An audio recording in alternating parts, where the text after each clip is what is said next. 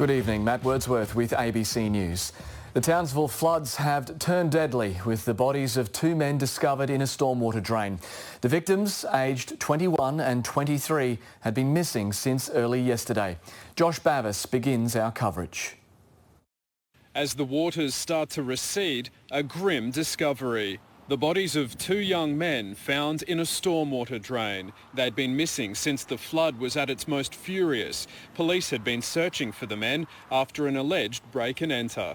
Across the vast North Queensland city, the devastation is becoming clear. The Buttons knew there wouldn't be much to come back to when the family evacuated days ago. Yeah, pretty devastating. It's not a nice thing to go through. But seeing their home in ruins is still gut-wrenching. It's pretty daunting, the task ahead, but we just got to bat on and get through it. The prized possession caked in mud. Everything will need replacing, and they're not wasting any time in this clean-up. The stench is overpowering. It's a burden eased only by the generosity of mates. Within 20 minutes, I had 20 people there, so fantastic. There's more coming. When the river burst its banks, it came rushing over this hill with such force, the floodwaters ripped up this fence. It's scenes like this that are replicated across scores of streets in this city. Suburb after suburb, thousands of homes, muddy messes. The scale of the disaster paralysing this city of about 190,000 people. It's very important for people to get on with their lives and to make sure that children go back into the normal processes of education. So we are trying to do that as quickly as possible. After an anxious wait, Tanya Giddy and her husband returned home, relieved the water didn't get as high as expected. We're just really lucky. It's not as bad as we thought, so.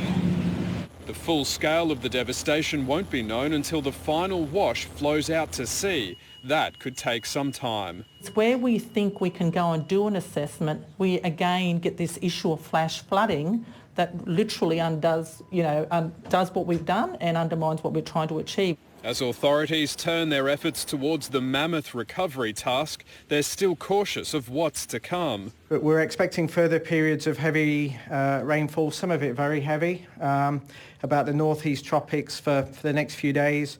Adding insult to injury to those trying to get their lives back on track. And Josh Bavis joins us live from Townsville. Josh, we've seen some residents move back home there, but are there streets that remain flooded? Well, Matt, as we go to air tonight, there are still pockets of the city that are not safe for people to return to their homes. But literally this afternoon, as the flood waters were receding, people were returning to their homes to check the damage, all that mud, all that debris. It's very unsafe. The good news, though, insurance companies are getting people on the ground here. This will be a huge waiting list to see insurers, and also the roads are slowly starting to reopen. So how long is this clean-up likely to take?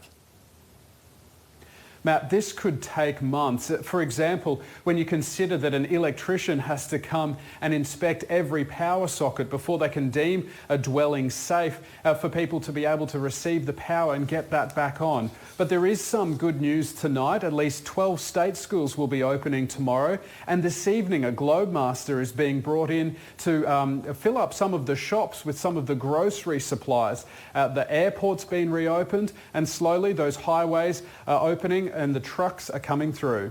All right, Josh Bavis, thanks for the update.